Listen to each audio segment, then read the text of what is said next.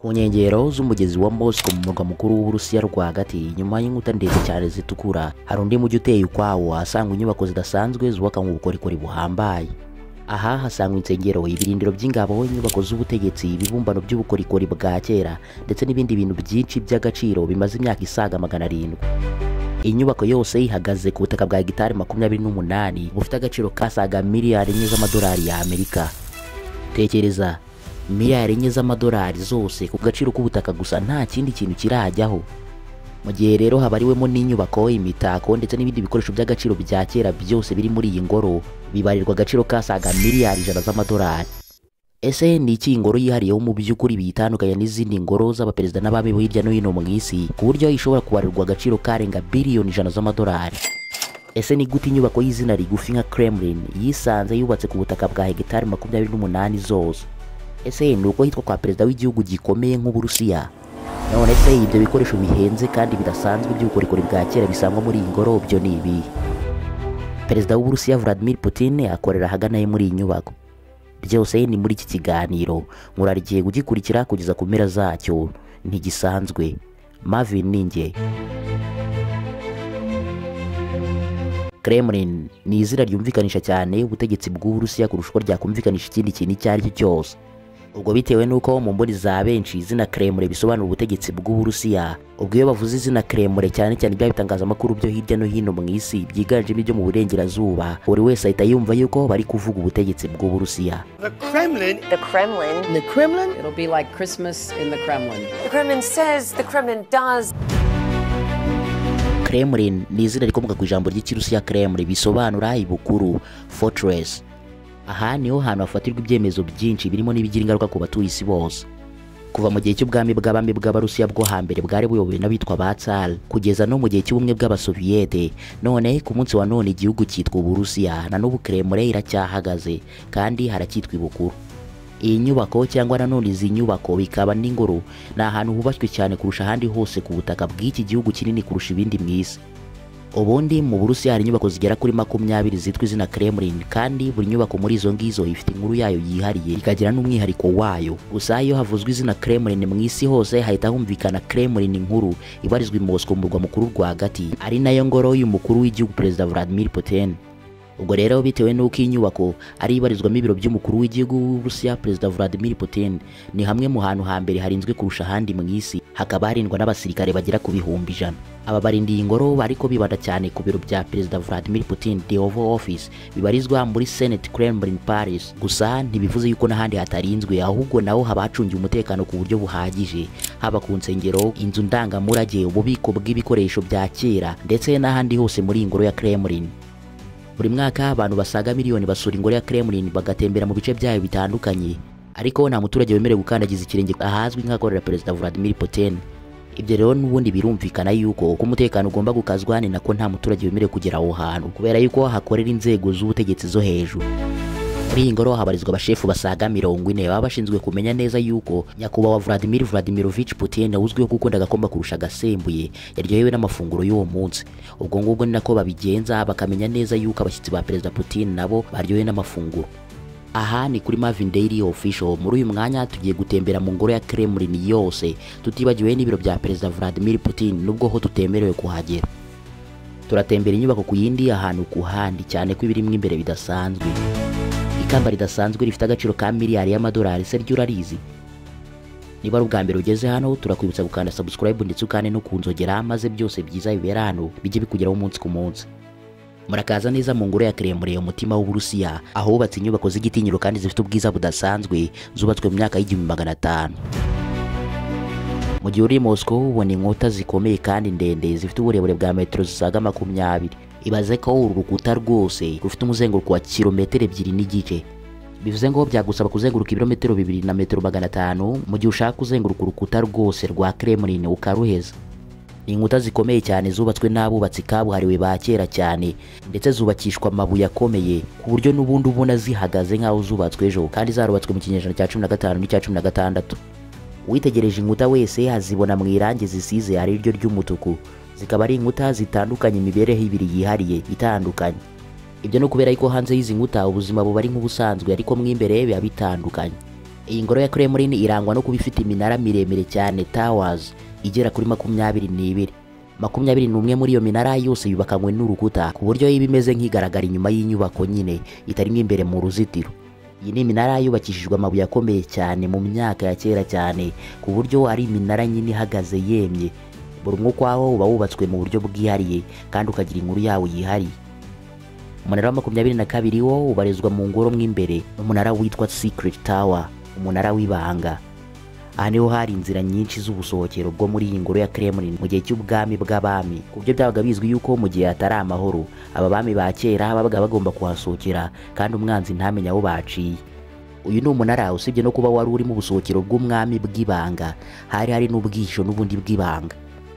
Sibyo gusa, uyu munara wabikwagamo n'amazi meza mu gihe habaga hari amahoro, ku buryo byabaga bizwi neza yuko mu gihe bizaba bitameze neza ayo mazi azajya yifashishwa igihe nta muntu wemerewe gusohoka mu ngoro.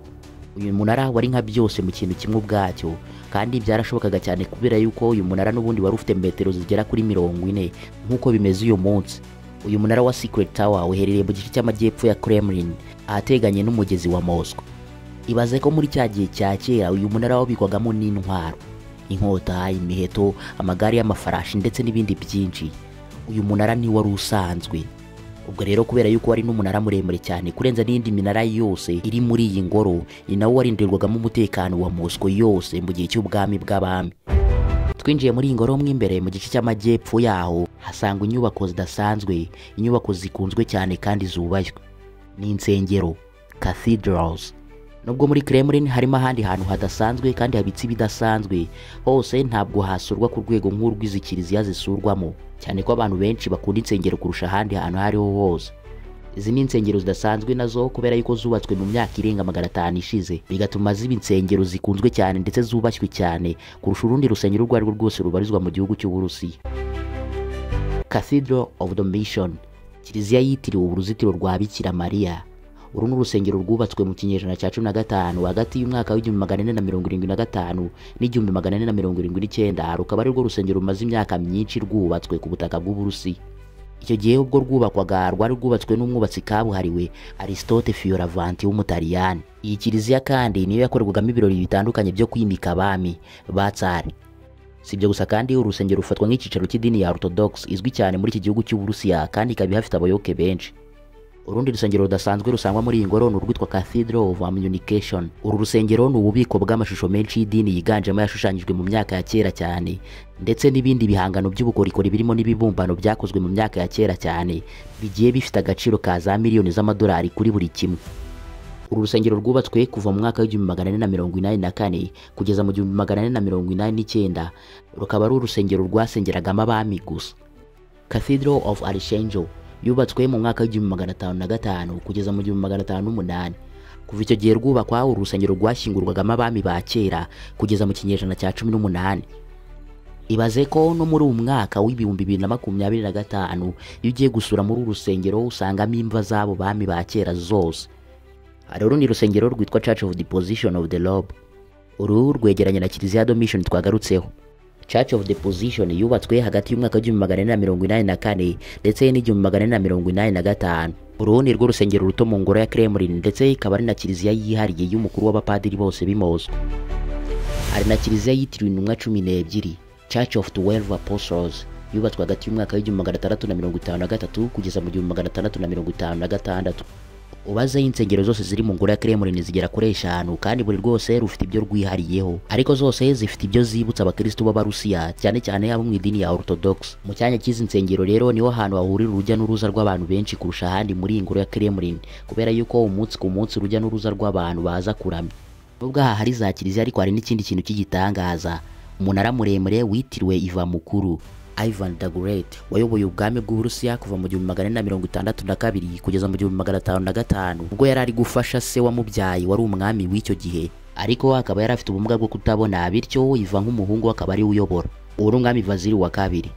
Uyu munara rero wubatswe mu mwaka w'1505 witiriwe Ivan Mukuru kubera yuko ari we wari umeze nk'aho ari umwami nubwo se yari ataratanga.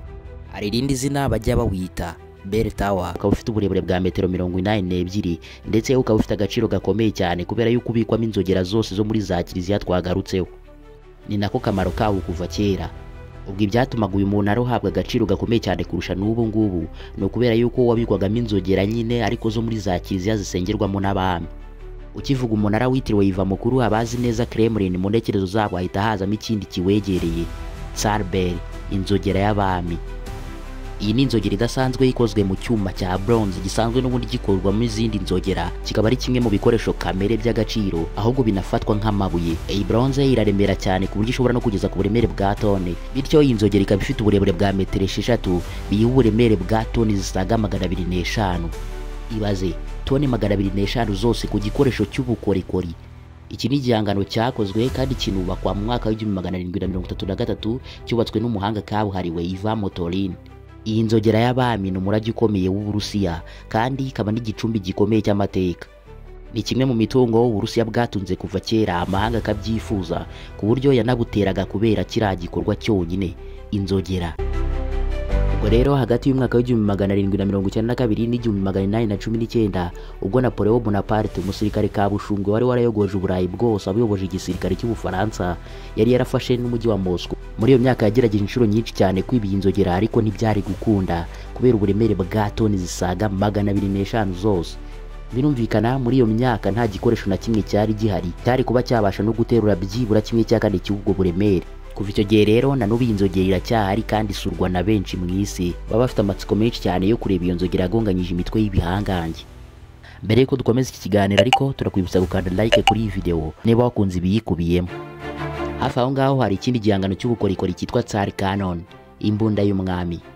Izi Cannon nizo mbunda nini karabutaka zakoreshwaga mu myaka ya kera, cyane cyane mu gihe hadukaga ubukoroni mu isi. Mu binyejana byatambutse izi mbunda zari zubashywe kandi zitinyitse, bityo rero kugira ngo zirase byasabaga yuko bashyiramo ikibatsi cy'umuriro kimeze nka bombe, bakigiterekamo kigata cyerekeza ku mwanzi maze kikamushwanyaguza. Uko niko Cannon yari imeze. Iyi mbunda y'umwami rero Tsar Cannon nayo yari yakozwe mu byuma bya bronze bya bindi bigize ya nzogera Tsar Bell.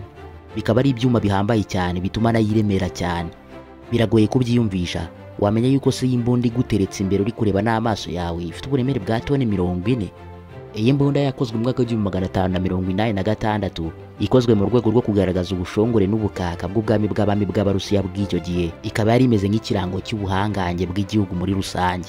Gusa nubwo imbunda yari ishoboye kurasa kandi cyane n'ubundi nk'izindi Cannon bigatandukanira ku buremere gusa, ntabwo yigeze ikoreshwa na rimwe nta n'ahantu na hamwe yigeze irasa, ahubwo byari bimeze nk'igishushanyo giteretse aho ngaho nyine cyo kugaragaza ubuhangange. Kugeza ku munsi wa none Cannon ntabwo yigeze yimurwa na gato, nk'uko n'ibindi bikoresho byose byubatswe byagumishijwe muri iyi ngoro ntibikurwa ahantu hamwe ngo bishyirwe ahandi. Izi Tsar Bell ndetse na Tsar Cannon ni ibikoresho byacuzwe n'abahanga kabuhariwe mu bugeni, ariko kandi byombi kubera byakozwe muri bronze byatumye bigira uburemere bwinshi, ariko nanone bituma bidasaza, bityo rero bituma uko byari bimeze ubwo byubakwaga na n'ubu ariko bikimeze nta cyahindutse na kimwe. Ngwino nkwinjiza ahantu hatinyitse kurusha ahandi hose muri iyi ngoro, Senate Kremlin Palace, ahari ibiro bya Perezida Vladimir Vladimirovich Putin. Senate Kremlin Palace ni hamwe mu hantu harinzwe kandi hakaba n'ahambere mu gihugu cy'Uburusiya, cyane ko hakoreramo umugabo w'igitinyiro akaba n'umukuru w'igihugu nyine. Ibi nibyo biro bya nyabyo bya Perezida Vladimir Putin, akaba akorera ahitwa The Oval Office, haherereye nyine muri inyubako ya Senate Kremlin Palace. Gusa wenda ucyumva izina ry'iyi nyubako ahari wakwibeshya yuko hakoreramo sena y'igihugu, gusa siko bimeze, ahubwo ni mu biro bya perezida nyirizina.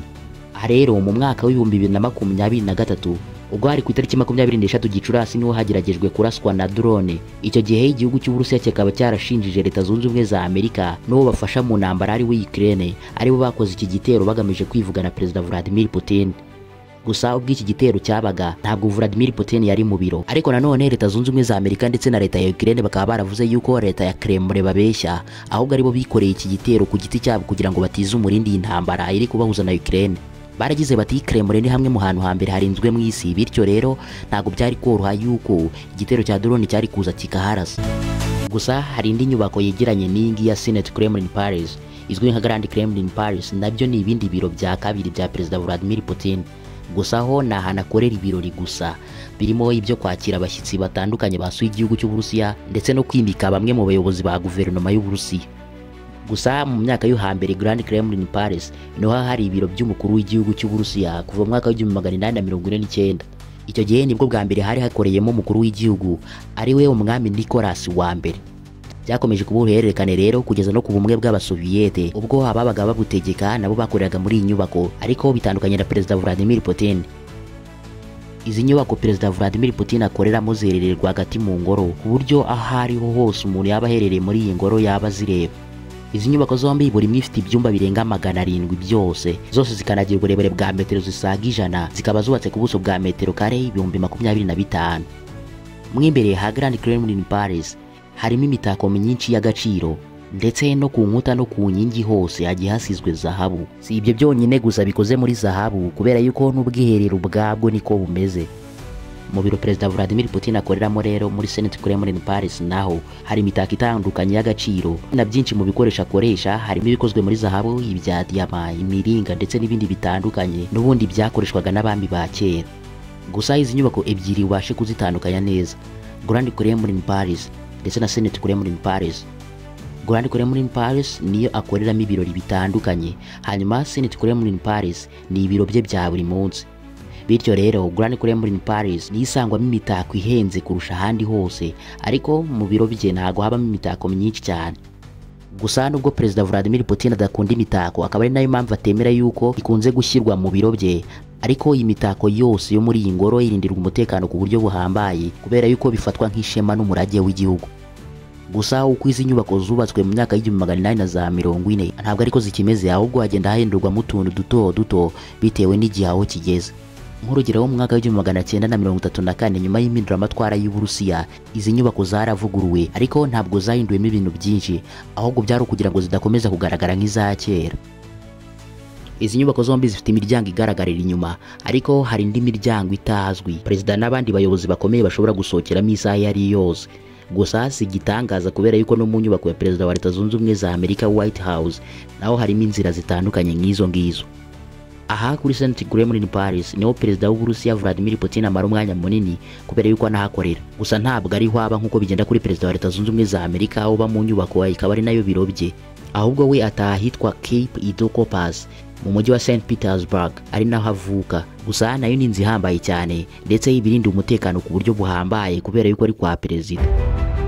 Muri ingoro ya Kremlin hari ahantu hatajya havugwaho byinshi cyane nk'ahitwa State Kremlin Palace.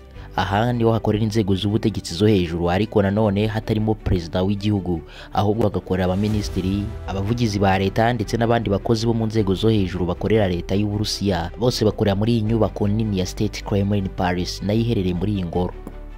Hari ahandi hitwa Terem Kremlin Palace, naho ntabwo hakunzwe kuvugwaho byinshi cyane, ariko niho hantu bizwi yuko abami ba kera bararaga. Gusa ni bamwe na bamwe, ntabwo ari bose.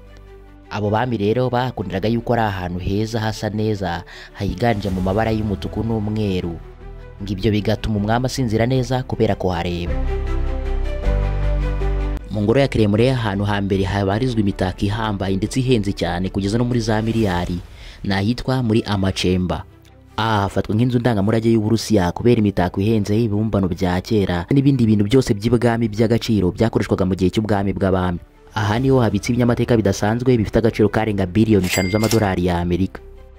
Muri ibyo byose igihambaye ni icyitwa The Great Imperial Crown, ikamba ry'umwami w'abami. Iri kamba ry'igiciro cyinshi ryambaye na batsare, abami b'abami b'Uburusiya, ubwo ryasimburanwaga ku mitwe ya benshi imyaka irenga 500. Mu mwaka w'1920 iri kamba ryakoreye igenagaciro basanga rifite agaciro ka miliyoni zirenga 60 z'amadolari. Na y'icyo gihe mu mwaka w'1920 ubu hashize imyaka irenga 100, biyasanishije na y'ubu nasaga biliyoni y'amadolari ya Amerika. Aka gaciro kose ni ku ikamba rimwe gusa ry'umwami. Iri kamba ubwa mbere ryambarwa hari mu mwaka w'1762 ryambawe n'umwamikazi Catherine Mukuru. Agaciro karyo kakaba kongerwa cyane nuko rikozwe muri diyama gusa. Ibaze diyama ya nyayo yo mu kinyejana cya 18, kandi uko ibintu bibi bya kera kurushaho ni nako birushaho kugira agaciro gakomeye. Iri kamba ni ryo kamba rya kabiri rihenze mu isi, nyamara leta cyambarwa n'umwami uwo ari we wese. Rikaba rirushwa agaciro gusa n'ikamba ry'umwami w'Ubwongereza rifite agaciro ka biliyoni 3 z'amapaundi. Ubu kuri uyu munsi iri kamba ry'ubwami bw'abami bw'Uburusiya aho ribitse hari uburinzi bukomeye cyane, ndetse nta muntu n'umwe wemerewe kurikoraho kubera yuko rinabitswa ahantu hari za laser beams, rwa rumuri rutukura rushwanyaguza ikintu cyose kirukozeho. Ubwo abenshi mu bajya gusura rino kamba baba bemerewe kurirebesha amaso gusa. Muri iyi nzu ya Armory Chamber ari nayo ibarizwamo ikamba ry'umwami w'abami, habarizwamo ibindi bintu by'agaciro gahambaye cyane, harimo imyambaro ndetse n'inkweto bihenze byambarwaga n'abami b'abami, ndetse hagasangwamo intwaro z'agaciro zirimo inkota, imiheto ndetse n'inkweto zakoreshwaga mu birori by'ibwami, byose bigiye bisize amabuye y'agaciro arimo zahabu, diyama ndetse n'imiringa kuri buri kimwe cyose maze kuvuga. Ibaze ko n'inkota n'imiheto byakoreshwaga n'abasirikare ku rugamba nabyo byabaga bikoze muri zahabu cyangwa se andi mabuye y'agaciro nk'imiringa. Hiyongeraho n'amagare yakururwaga n'amafarashi ku rugamba yabaga atatswe bihebuje, akaba ari amagare yakoreshwaga hagati y'ikinyejana cya 17 ndetse n'icya 18. Ibyo byose bibitse muri iyi nyubako. Muri iyi nyubako hanasangwamo ibikoresho bya kera by'iyobokamana birimo amabendera, imisaraba ndetse n'ibindi. Hanasangwa ibindi bikoresho bitandukanye bibarirwa agaciro gahambaye, birimo ibikoresho byo ku meza y'umwami, birimo amasahani, ibikombe ndetse n'amacupa, byose byabaga bikoranwa amabuye y'agaciro. Agashinguracumu n'ibibumbano by'amagi bihenze cyane byitwaga Faberge eggs, byakozwe n'umukorikori kabuhariwe Peter Faberge maze biranamwitirirwa, bikaba ari bimwe mu bikoresho by'ubukorikori bya mbere bizwi ku gihugu cy'Uburusiya. Ibi ni ibikoresho by'ubukorikori bifite ishusho y'amagi, bikaba bishushanyijeho ibishushanyo bidasanzwe ndetse bigakoranwa amabuye y'agaciro adasanzwe. Ibi byose bituma aya magi akurura abakerarugendo benshi kubera yuko aba afitiwe amatsiko. Aya magi abitse ahangaha abarirwa agaciro kasaga miliyoni 200 z'amadolari. Ku munsi wa none ingoro ya Kremlin ni urwibutso n'umurage udasanzwe ku gihugu cy'Uburusiya n'abagituye muri rusange, ndetse ikaba yihariye ku mateka n'ibihishwemo imbere ubwabyo nabyo ni ibiteye amatsiko. Ni inyubako ifite umwanya wihariye mu mateka y'isi, haba ku mateka y'ubwami bw'abami bw'Abarusiya, ubumwe bw'Abasoviyete ndetse n'igihugu cy'Uburusiya muri rusange. Ubu ni kimwe mu bice bikurura ba mukerarugendo benshi mu isi kandi gasurwa n'abantu b'ingeri zose bifuza kumenya byinshi byihariye kuri iyi ngoro idasanzwe. Ese utekereza iki ku kuba hari ahantu henshi mu isi habitswe ibintu bihenze cyane bibarirwa muri za miliyari ndetse bikarindirwa n'umutekano ku buryo bukomeye, ariko hari ahandi abana barara ndetse bakanirirwa mu biraro kandi hari amafaranga menshi yahuritswe imyaka magana? Tugaragariza amarangamutima yawe kuri icyo kintu muri comment. Wakoze kubana na Marvin Daily Official. Niba iki kiganiro wagikunze, turakwibutsa kugisangiza abandi kugira ngo nabo kibagereho. Kugira ngo ukomeze kubana natwe mu bindi biganiro bitandukanye tuba twaguteguriye, kanda kuri iyo video iri muri screen yawe.